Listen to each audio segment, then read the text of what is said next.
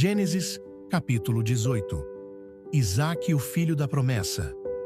O Senhor apareceu a Abraão no bosque sagrado dos carvalhais de Manre, quando ele estava sentado à entrada de sua tenda, na hora mais quente do dia. Abraão ergueu os olhos e observou 3 homens em pé, a pouca distância. Assim que os viu, saiu da entrada de sua tenda, correu ao encontro deles e prostrou-se, encostando seu rosto no chão.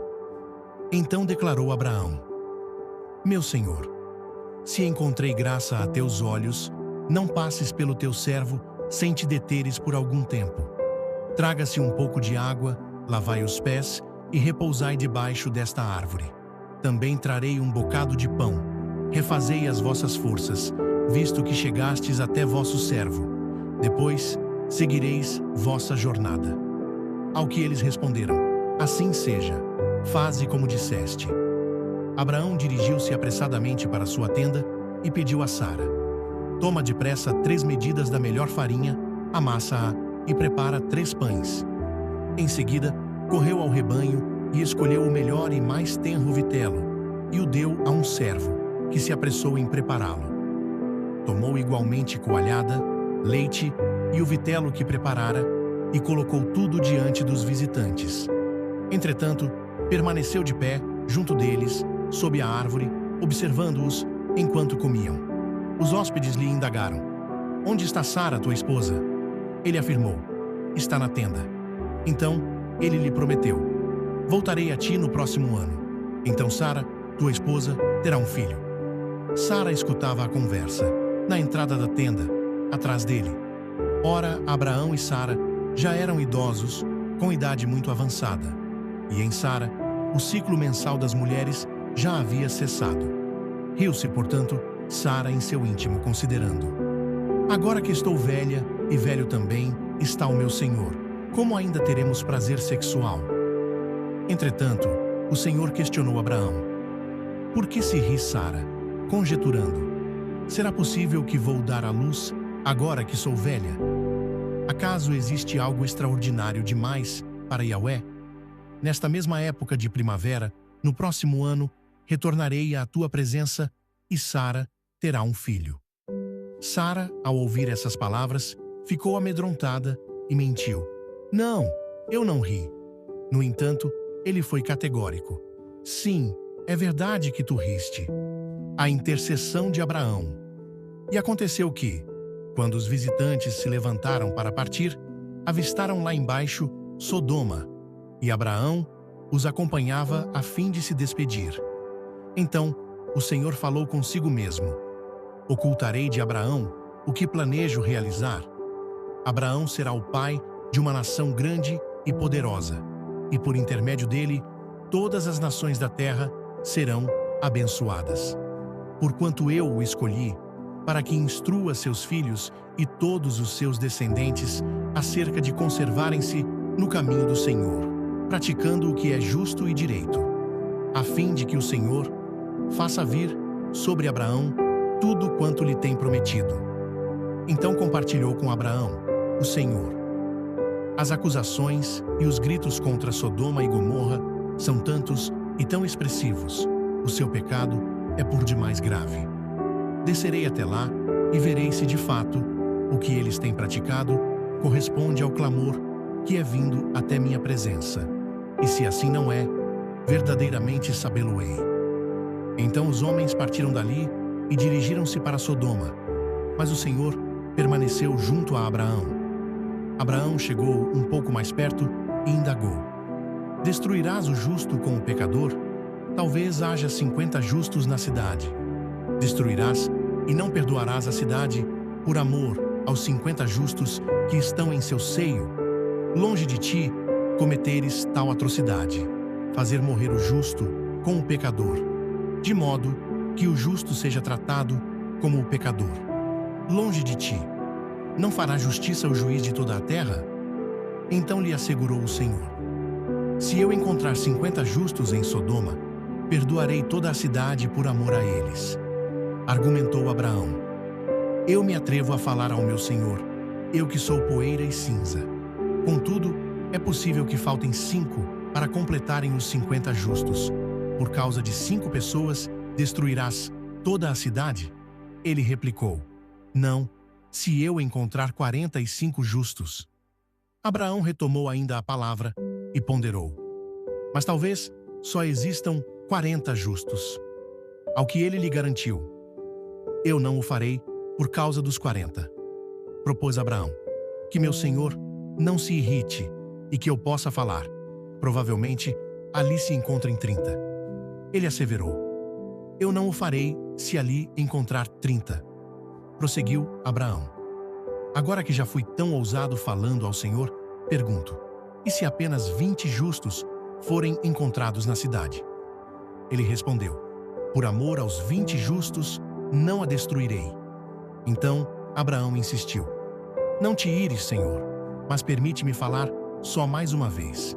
E se apenas 10 forem encontrados? Ele afirmou: Por amor aos 10 justos, não a destruirei. Tendo acabado de falar com Abraão, o Senhor partiu, e Abraão retornou para seu lugar. Deus visita quem vive em sua presença. Versículos 1 e 2. O Senhor apareceu a Abraão quando ele estava sentado à entrada da tenda. Abraão estava em um momento comum do dia. Não estava em um templo, não estava em um altar formal. Ele estava simplesmente vivendo. E é nesse cenário cotidiano que Deus aparece. Abraão levanta os olhos e vê 3 homens. Imediatamente corre ao encontro deles e se prostra. Isso revela algo importante. Abraão tinha um coração sensível à presença de Deus. A aplicação que podemos extrair é: quem vive atento à presença de Deus percebe quando ele se aproxima. Esse ponto se encerra com uma verdade clara: Deus se revela a corações que vivem disponíveis. A honra abre espaço para o mover de Deus. Versículos 3 a 8. Abraão demonstra hospitalidade extraordinária. Ele corre, ele serve, ele prepara o melhor. Nada é feito de forma lenta ou indiferente. A hospitalidade no Oriente Antigo era sinal de honra, e Abraão trata aqueles visitantes como pessoas extremamente importantes. A aplicação que podemos extrair é: quando valorizamos a presença de Deus, nossa postura muda. Abraão não sabia inicialmente toda a dimensão daquele encontro, mas sua atitude já era de reverência. Esse momento termina com uma conclusão clara: quem honra a presença cria ambiente para a manifestação de Deus. A promessa é reafirmada no tempo certo. Versículos 9 a 11. Sara terá um filho. A promessa que parecia distante agora ganha prazo. Depois de anos de espera, Deus estabelece um tempo específico: no próximo ano. Abraão e Sara já eram idosos. Sara já não tinha mais condições naturais de engravidar. Humanamente falando, a promessa estava além das possibilidades. A aplicação que podemos extrair é: o tempo de Deus muitas vezes começa quando a lógica humana termina. Essa parte se encerra com uma certeza: aquilo que Deus promete não depende das limitações naturais. O riso da incredulidade. Versículos 12 a 15. Sara ri, mas não é um riso de alegria, é um riso de incredulidade. Ela pensa na própria idade, na idade de Abraão e na impossibilidade biológica. Então Deus faz uma pergunta que atravessa gerações: acaso existe algo extraordinário demais para o Senhor? Essa pergunta não busca informação, ela traz revelação. A aplicação que podemos extrair é: o limite da nossa fé, muitas vezes, está naquilo que consideramos impossível. Esse ponto termina de forma definitiva. Para Deus, impossibilidade humana nunca foi obstáculo. A intercessão de Abraão. Deus compartilha seus planos com quem caminha com ele. Versículos 16 a 21. Quando os visitantes partem em direção a Sodoma, Deus decide revelar a Abraão o que irá acontecer. Isso revela um princípio profundo. Deus compartilha seus propósitos com aqueles que vivem em relacionamento com Ele. Abraão não era apenas alguém que recebeu promessa. Ele era alguém escolhido para viver em intimidade e ensinar sua família a andar nos caminhos de Deus. A aplicação que podemos extrair é: intimidade com Deus gera acesso ao coração de Deus. Esse momento se encerra com uma verdade clara. Deus revela seus caminhos aos que caminham com Ele. A coragem da intercessão. Versículos 22 a 25. Abraão se aproxima e começa a interceder por Sodoma. Ele levanta uma pergunta baseada na justiça de Deus: destruirás o justo com o pecador? Abraão não está confrontando Deus. Ele está apelando para o caráter de Deus. Ele sabe que Deus é justo. A aplicação que podemos extrair é: intercessão verdadeira nasce do entendimento de quem Deus é. Esse ponto termina com um princípio claro. Quem conhece o caráter de Deus, ora com confiança. A persistência de quem intercede. Versículos 26 a 32. Abraão começa com 50 justos, depois 45, depois 40, depois 30, depois 20, depois 10. Ele vai diminuindo o número com humildade, mas também com ousadia. Cada pergunta revela o coração de um intercessor que deseja misericórdia. E Deus responde com paciência a cada pedido. A aplicação que podemos extrair é: interceder é permanecer diante de Deus, buscando misericórdia. Esse momento termina com uma conclusão clara. Deus ouve a oração de quem intercede com humildade. O encerramento do encontro. Versículo 33. Tendo acabado de falar com Abraão, o Senhor partiu. A conversa termina.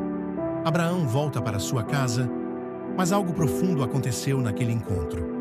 Abraão viu a fidelidade de Deus à promessa e também revelou um coração que se preocupa com o destino de outros. Esse capítulo termina com um retrato de relacionamento verdadeiro entre Deus e um homem. Mensagem final. Gênesis 18 nos ensina 3 verdades poderosas.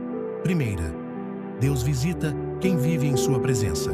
Segunda, nenhuma promessa é limitada pelas circunstâncias. Terceira, a oração de intercessão pode impactar destinos.